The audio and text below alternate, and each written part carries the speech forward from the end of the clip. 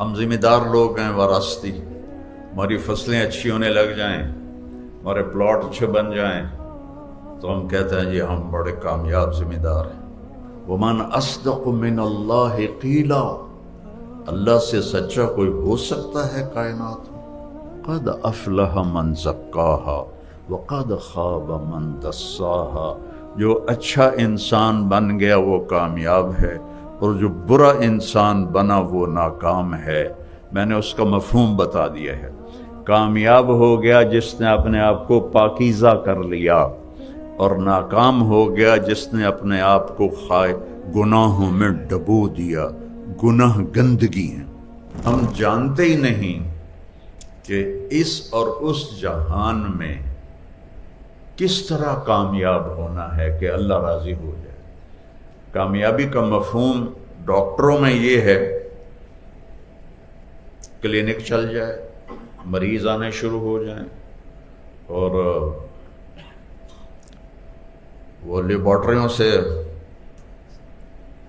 رابطے ہو جائیں، کمپنیوں سے رابطے ہو جائیں، لو جی وہ تو موجوں ہو گئی ہیں۔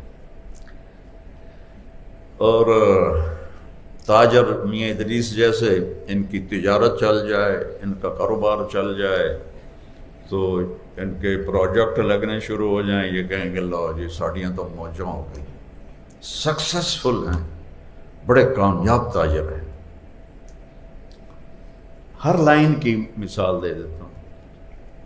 ہم ذمہ دار لوگ ہیں وراثتی، ہماری فصلیں اچھی ہونے لگ جائیں، ہمارے پلاٹ اچھے بن جائیں تو ہم کہتے ہیں جی ہم بڑے کامیاب ذمہ دار ہیں۔ اللہ کیا کہتا ہے؟ میں نے ایک چھوٹی سی سورت آدھی تلاوت کی۔ اللہ کیا کہتا ہے؟ جب آپ کسی بات کو مضبوطی سے بیان کرنا چاہیں تو آپ قسم اٹھاتے ہیں، آپ قسم اٹھاتے ہیں۔ قسم شک کو دور کرنے کے لیے ہوتی ہے، اس لیے ہماری عدالتیں بھی قسم اٹھواتی، اور ہمارے پنچایتوں میں بھی قسم اٹھوائی جاتی ہے۔ جس کا اعتبار نہیں ہوتا وہ کہتے ہیں یہ اس کی جگہ فلاں آدمی قسم اٹھائے۔ اللہ کو قسم اٹھانے کی ضرورت ہے؟ بولو بھائی۔ وَمَنْ أَصْدَقُ مِنَ اللَّهِ قِيلًا، اللہ سے سچا کوئی ہو سکتا ہے کائنات میں؟ تو اللہ کیوں قسم اٹھا رہا ہے؟ اور یہ جو میں نے دو تین آیتیں پڑھی ہیں، اس میں اللہ نے ایک بات ہمیں سمجھائی ہے۔ اس کو سمجھانے کے لیے جتنی قسمیں اللہ نے اٹھائی ہیں، پورے قرآن میں کہیں اتنی قسمیں نہیں اٹھائیں۔ آپ میاں ادریس صاحب کو چیئرمین سمجھتے ہیں اور بہت نیک آدمی ہیں، اللہ سے ڈرنے والے ہیں۔ یہ آپ کے سامنے یہاں بیٹھ کے شروع ہو جائیں اللہ کی قسم، قرآن کی قسم، نبی کی قسم، رسول کی قسم، تو کہو گے نہیں میاں صاحب بس کرو، سانو اہمیت بار ہے، نیچرل چیز ہے۔ اب اللہ کے قرآن میں اللہ نے دعویٰ کیا مجھ سے زیادہ سچا کوئی نہیں۔ پھر پہلی سطر میں دعویٰ کیا لا ریب فیہ، اس میں کوئی شک کوئی نہیں۔ ریب شک کو نہیں کہتے، شک تو خود عربی کا لفظ ہے۔ دماغی کھٹکے کے لیے تین لفظ ہیں، ایک شک ہے، ایک مریا ہے، ایک ریب ہے۔ شک یہ ہے کہ میں آج پہلی دفعہ آیا ہوں تو مجھے پتہ نہیں چل رہا تھا ادھر جانا ہے ادھر جانا ہے، ایک ہمارا شاگرد ساتھ تھا بتا رہا تھا جی ادھر ہو جاؤ ادھر ہو جاؤ، مجھے نہیں پتا۔ اس کیفیت کو کہتے ہیں شک، جب پتہ ہی نہیں ہے کہ راستہ کدھر ہے۔ بل ہم فی شک منہا بل ہم منہا عمون، اس کو قرآن نے یوں ذکر کیا ہے۔ اس سے ہلکا درجہ ہوتا ہے مریا۔ مریا یہ ہوتا ہے کہ آپ کو ایک طرف کا گمان غالب ہو جاتا ہے کہ اے راستہ ہے کالج کا، ہاسپٹل کا، لیکن ابھی پکا نہیں. آپ کہتے ہو کسی سے پوچھ لوی ہے یار، کسی سے پوچھ لوی ہے. اس کیفیت کو مریا کہتے ہیں. پہلے ایسے برابر ہے، کوئی پتہ نہیں ہے. اب ایسے ہے کہ اس طرف کا گمان غالب ہے لیکن یقین نہیں. اس کو مریا کہتے ہیں. فلا تک فی مریۃ من لقائہ، قرآن نے اس کو بھی بیان کیا ہے. ریب کیا ہے؟ ریب یہ ہے کہ آپ کہتے ہیں یار کالج کدھر ہے، تو سامنے بورڈ نظر آ جاتا ہے. آپ کا لفظ مکمل ہوتا ہے یار کالج کدھر ہے، سامنے آپ کو بورڈ نظر آ. یہ جو ذرا سا آپ کو کھٹکا لگا تھا، ذرا سا، اس کو عربی زبان میں ریب کہتے ہیں. تو پہلا دعویٰ یہ ہے کہ میرے کلام میں شک اور مریا تو بڑی دور کی بات ہے، ریب بھی کوئی نہیں، کھٹکا بھی کوئی نہیں. اور پھر اللہ کہتا مجھ سے سچا کوئی نہیں.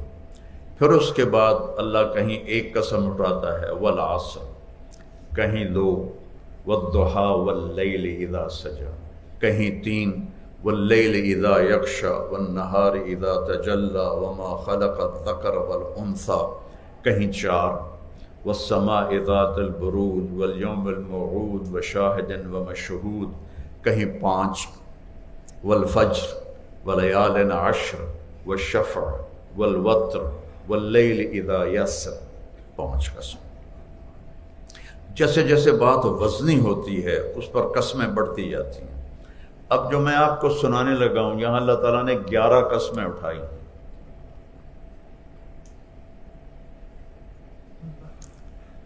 11 قسمیں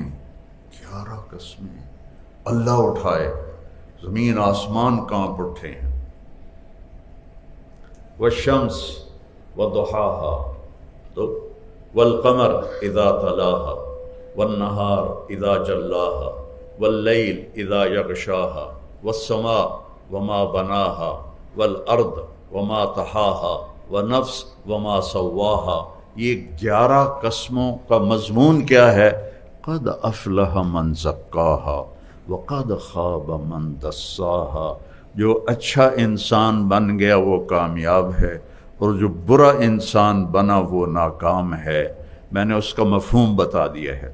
کامیاب ہو گیا جس نے اپنے آپ کو پاکیزہ کر لیا، اور ناکام ہو گیا جس نے اپنے آپ کو گناہوں میں ڈبو دیا. گناہ گندگی ہیں.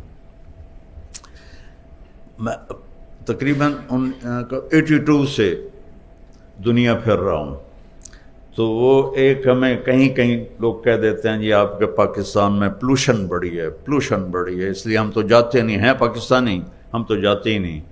میں کہ ایک ساڑی پولوشن تو نظر آ جاندی ہے، تھوڑی پولوشن جڑی ہے نا وہ ساڑے کولوں بھی زیادہ ہے،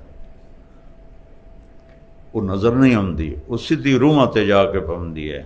وہ ہے کفر کی پولوشن، وہ ہے شرک کی پولوشن، وہ ہے کھلے عام فحاشی کی پولوشن، وہ ہے پتھروں کی پوجا کی پولوشن، وہ اللہ کو للکارنے کی پولوشن.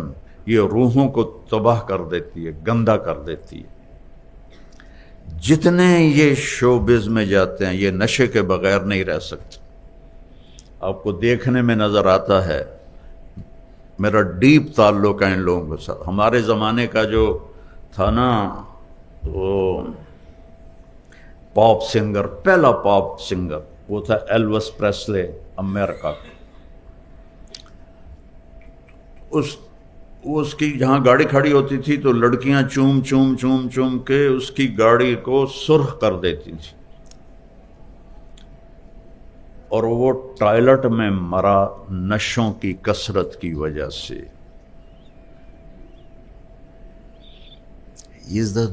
جنید جمشید جب پہلی ملاقات ہوئی 97 میں تو اتنی پیک کسی گلوکار کو نہیں نصیب ہوئی جتنی جنید جمشید کو. ایک اس کا قد و قامت، اس خوبصورتی، آواز. 97 میں پہلی ملاقات ہوئی تو مجھ سے کہنے لگا آپ سے ایک بات پوچھنی. کیا بتاؤ؟ کا ایک پاکستانی نوجوان جس گلیمر کو خوابوں میں سوچتا ہے مجھے فزیکلی حاصل ہے، لیکن میرے یہاں اندھیرا ہے. دیکھ رہے ہو بچوں، یہاں اندھیرا ہے، مجھے سکون نہیں. تو اس کی کیا وجہ ہے؟ میری تو ہر خواہش پوری ہو رہی. میں نے کہا بالکل آسان سی وجہ ہے، تمہارے دائیں گھٹنے میں درد ہے اور تم بائیں گھٹنے پہ دوا لگا رہے ہو. جہاں دوا لگا رہے ہو وہاں درد کوئی نہیں، اور جہاں درد ہے وہاں دوا کوئی نہیں، تو تم ٹھیک کیسے ہوگے؟ بے چینی تمہاری روح میں ہے کہ روح کو میوزک نہیں چاہیے، روح کو لڑکی نہیں چاہیے، روح کو شراب نہیں چاہیے، روح کو 5 اسٹار ہوٹل نہیں چاہیے. قل الروح من امر ربی، یہ اللہ کا امر ہے. روح کو اللہ چاہیے، اللہ کا رسول چاہیے. وہ اسے دے دو تو چین ہی چین ہے. تو 2002 میں وہ 4 مہینے کے لیے نکلا، 5 سال کے بعد. تو مجھے اس کا فون آیا، کہا جی میں اس وقت بالا کوٹ میں ہوں، ایک ٹوٹی ہوئی مسجد ہے اور ایک ٹوٹا ہوا فرش ہے، ایک پھٹی ہوئی چٹائی ہے، اس پر میں لیٹا ہوا ہوں، اور جو چین میں 5 اسٹار ہوٹلوں میں ڈھونڈتا تھا وہ مجھے یہاں ملا ہوا ہے. مجھے لگتا ہے میں ہوا میں اڑ جاؤں گا، مجھے لگتا ہے میں ہوا میں اڑ جاؤں گا. 100 بار چمن مہکا، 100 بار بہار آئی، دنیا کی وہی رونق، دل کی وہی تنہائی. دنیا کی محفلوں سے اکتا گیا ہوں یا رب، کیا لطف انجمن کا جب دل ہی بجھ گیا ہو.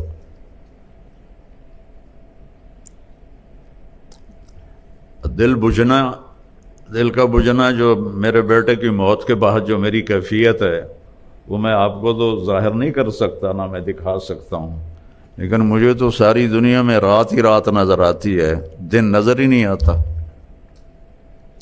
کیا لطف انجمن کا جب دل ہی بجھ گیا ہو.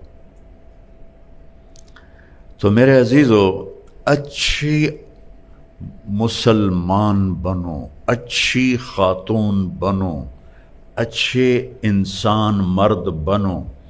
اس کے لیے سب سے جو پہلی چیز ہے جو اللہ نے ہمیں دی ہے، لا الہ الا اللہ، کہ اپنے اللہ کو معبود بنا کر اس کی ہر بات کے آگے سر جھکا دو. یہ قانون بناتے ہیں آپ کے کالج کا، آپ اس کی خلاف ورزی کریں، زیادہ کریں گے تو آپ کو نکال دیں گے. تو جس رب کے سامنے زمین جھکی ہوئی ہے، آسمان جھکے ہوئے ہیں، سورج جھکا ہوا ہے، چاند جھکا ہوا ہے، دن اور رات کا نظام جھکا ہوا ہے، جس کے سامنے سمندر تابع ہیں، ہوائیں تابع ہیں، جانور تابع ہیں، چوپائے تابع ہیں، پرندے تابع ہیں، جس کی سلطنت بحر و بر پر ہے، جس کی سلطنت ارض و سما پر ہے، جس کی سلطنت مشرق و مغرب پر ہے، جس کی سلطنت شمال و جنوب پر ہے، جس کی سلطنت اوپر اور نیچے تک ہے، جو رات کے اندھیروں میں اسی طرح دیکھتا ہے جیسے دن کو اجالوں میں دیکھتا ہے. میری زبان کے بول کو جس طرح سنتا ہے، ایسی میرے دل کی دھڑکنوں سے اٹھنے والی وہ صدا کو سنتا ہے.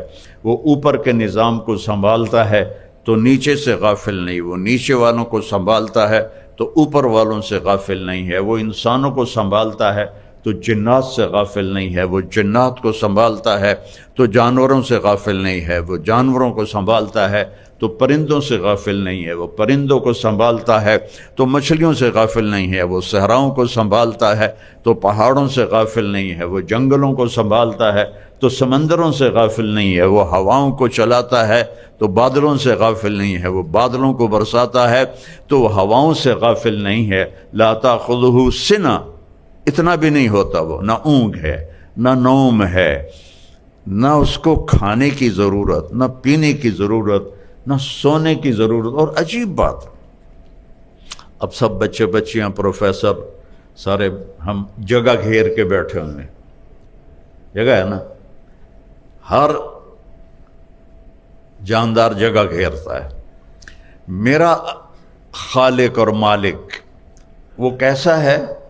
سبح للہ ما فی السماوات والارض وہو العزیز الحکیم، کل کائنات تیرے اللہ کی تسبیح پڑھتی ہے، تم پڑھو یا نہ پڑھو۔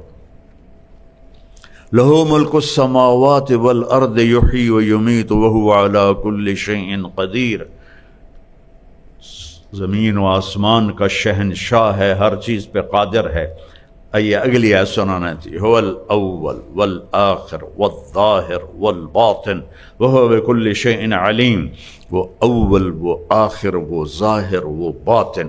اس کو میرے نبی نے بیان کیا، اول اس سے پہلے کچھ نہیں، آخر اس کے بعد کچھ نہیں، ظاہر اس کے اوپر کچھ نہیں، باطن اس سے چھپا ہوا کچھ نہیں۔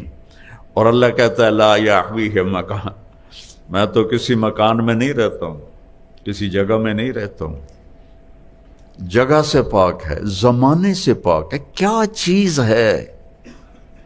تو دل میں تو آتا ہے، سمجھ میں نہیں آتا، بس جان گیا میں تیری پہچان یہی ہے۔ تو میرے عزیزو، میرے بچوں، پہلا ہے اللہ سے جڑو، اللہ سے جڑو، اللہ سے جڑو۔